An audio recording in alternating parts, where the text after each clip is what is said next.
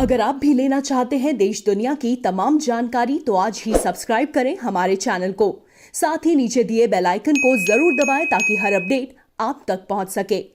नमस्कार, भारत साक्षी news network और आप सभी का स्वागत है। केंद्र की मोदी सरकार ने एक बड़ा फैसला किया है। भ्रष्ट और अक्षम अधिकारियों को किसी कीमत पर बख्शा नहीं जाएगा, उनको नौकरी से बाहर का रास्ता दिखा दिया जाएगा। इस बारे में एक शासनादेश जारी किया गया है। सभी कर्मचारियों के जो सेवा रिकॉर्ड हैं उनकी समीक्षा की जाएगी। क्या है पूरा मामला, आपको विस्तृत तरीके से बताएंगे। इसके अलावा एक बड़ी जानकारी देंगे। वो जानकारी यह है कि जनगणना और एनपीआर का काम जो इस साल शुरू होना था, अब वो लगभग एक साल के लिए टल गया है, इस तरह के संकेत मिल रहे हैं। इस पर भी आपको सारी और अपडेटेड जानकारी देंगे। इसके अलावा बात करेंगे कांग्रेस के अंदर मचे घमासान की। सलमान खुर्शीद आज इस घमासान में कूद पड़े और उन्होंने पत्र लिखने वाले नेताओं की आलोचना कर दी और कह दिया कि ये वो नेता हैं जिनकी सोनिया गांधी तक पहुंच थी और पत्र लिखने के बजाय वो सीधा उनसे बात कर सकते थे। सलमान खुर्शीद ने यहां तक कह दिया कि अगर अभी अध्यक्ष नहीं चुना गया और वर्तमान व्यवस्था से ही काम चलता रहे तो कोई पहाड़ नहीं टूट पड़ेगा। क्या कहा है सलमान खुर्शीद ने, किस तरीके से उन्होंने गांधी परिवार के पक्ष में एक तरह से कह सकते हैं कि जिस तरीके से चाटुकारिता, जिस शब्द जो है वो पूरा उनका बयान चाटुकारिता को ही दर्शाता है। आपको सलमान खुर्शीद का बयान भी बताएंगे। आज अपने जो एक साक्षात्कार दिया है उन्होंने समाचार एजेंसी को, उसमें क्या बड़ी बातें कही हैं। इसके अलावा और एक आपको मध्य प्रदेश में लगातार जो भारी वर्षा हो रही है उससे जुड़ा अपडेट देंगे। लेकिन पहले बात करते हैं मोदी सरकार के एक बड़े एक्शन की। केंद्र सरकार ने अपने सभी विभागों से नौकरी में 30 साल पूरे कर चुके कर्मचारियों के सेवा रिकॉर्ड की समीक्षा कर अक्षम या भ्रष्ट कर्मियों को चिन्हित करने और उन्हें जनहित में समय से पहले सेवानिवृत्त करने को कहा है।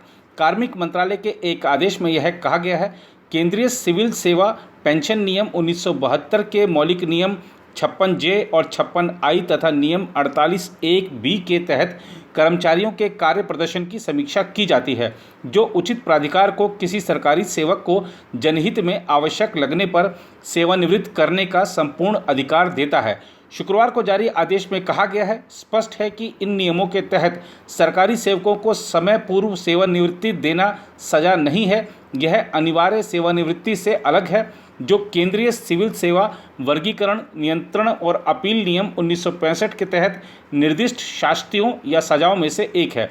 आदेश के अनुसार सरकार किसी सरकारी कर्मचारी की आयु 50 या 55 वर्ष होने या 30 वर्ष की सेवा पूरी होने के बाद किसी भी समय जनहित में उसे समय पूर्व सेवानिवृत्त कर सकती है।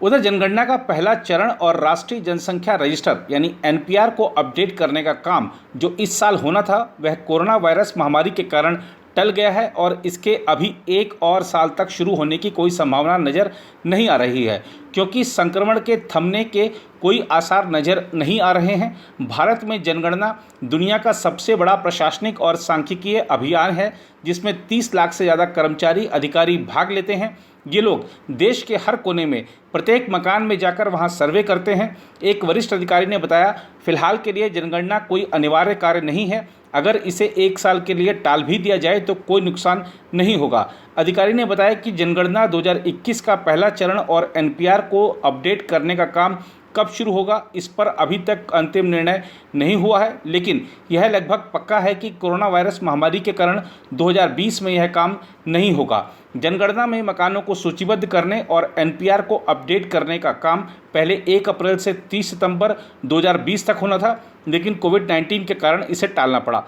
अधिकारी ने बताया, चूंकि पूरे अभियान में लाखों अधिकारियों को भाग लेना होता है और इसमें प्रत्येक परिवार के पास जाना होता है, ऐसे में हम स्वास्थ्य खतरे को कम करके नहीं आंक सकते। एक दिन में सर्वाधिक 78,761 नए मामले आने के साथ ही देश में अभी तक कुल 35,42,733 लोगों के संक्रमित होने की पुष्टि हुई है। वहीं रविवार तक 63,498 लोगों की संक्रमण से मौत हो चुकी है। पहले से तय कार्यक्रम के अनुसार पूरे देश में जनगणना की तारीख 1 मार्च 2021 होनी थी, जबकि जम्मू कश्मीर, हिमाचल प्रदेश और उत्तराखंड में चूंकि बर्फ़ पड़ती है, इसलिए वहां इसकी तारीख 1 अक्टूबर 2020 थी। एक अन्य अधिकारी ने कहा, कोविड-19 का खतरा अभी भी बना हुआ है। जनगणना और एनपीआर अभी भी सरकार की प्राथमिकता सूची में नहीं है। कोरोना वायरस संक्रमण के कारण मार्च में जब लॉकडाउन की घोषणा की गई थी, तब रजिस्ट्रार जनरल और भारत के जनगणना आयुक्त जनगणना के पहले चरण और एनपीआर को अपडेट करने के लिए तैयार थे। यह वृहद अभियान 1 अप्रैल से शुरू होने वाला था। हालांकि कुछ राज्य सरकारों ने एनपीआर का विरोध किया है, लेकिन सभी ने जनगणना में पूरा साथ देने का वादा किया है। उधर कांग्रेस के वरिष्ठ नेता सलमान खुर्शीद ने रविवार को कहा कि कांग्रेस के नए अध्यक्ष को चुनने के लिए कोई जल्दबाजी नहीं की जानी चाहिए और इसके बिना आसमान नहीं टूट पड़ेगा, क्योंकि सोनिया गांधी अभी शीर्ष पर मौजूद हैं और नेतृत्व के मुद्दे पर निर्णय लेने का फैसला उन पर ही छोड़ देना चाहिए। गांधी परिवार के करीबी समझे जाने वाले नेताओं में शामिल और पूर्व केंद्रीय मंत्री सलमान खुर्शीद ने कहा कि कांग्रेस के सामूहिक नेतृत्व और पूर्णकालिक और सक्रिय अध्यक्ष की मांग को लेकर सोनिया गांधी को पत्र लिखने वाले 23 नेताओं के समूह ने यदि उनसे संपर्क किया होता तो भी उन्होंने इस पत्र पर हस्ताक्षर नहीं किए होते। उन्होंने कहा कि कांग्रेस प्रमुख के पद पर लंबे समय तक रहने वाली सोनिया गांधी नेतृत्व के मुद्दे को सुलझाने के लिए सर्वश्रेष्ठ फैसला ले सकती हैं। संगठन में व्यापक बदलाव और पूर्णकालिक अध्यक्ष की मांग को लेकर सोनिया को पत्र लिखने वाले नेताओं में राज्यसभा में नेता प्रतिपक्ष गुलाम नबी आज़ाद भी शामिल थे।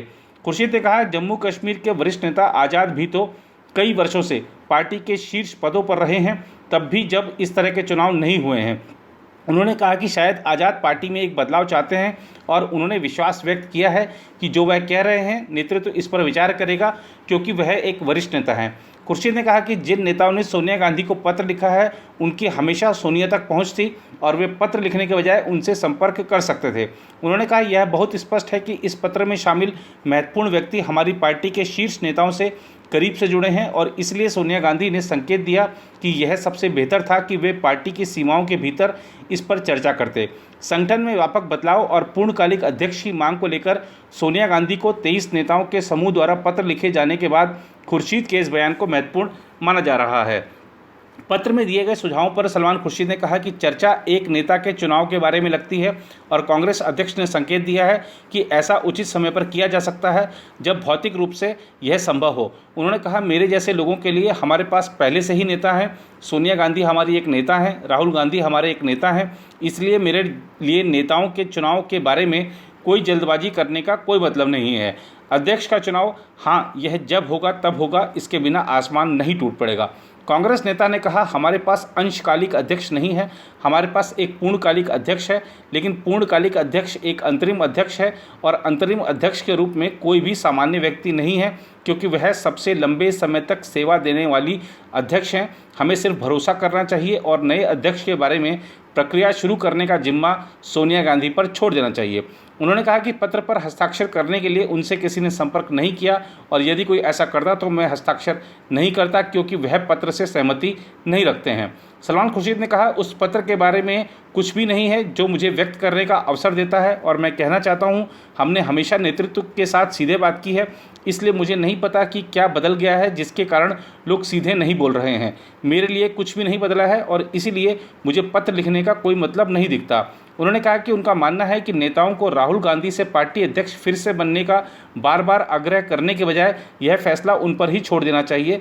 उन नेताओं के समूह की आलोचना के बारे में पूछे जाने पर जिन्होंने सोनिया गांधी को पत्र लिखा है और उन्हें असंतुष्ट करार दिया जा रहा है, सलमान खुर्शीद ने कहा कि कांग्रेस अध्यक्ष का कहना है, हम एक परिवार हैं और जो बीत गई सो बात गई। उन्होंने कहा, ये जो पत्र है जो उन्हें आहत कर सकता था, लेकिन उन्होंने कहा है कि अब इस विषय को यहीं रोक देना चाहिए, हमें इसे आगे नहीं ले जाना चाहिए।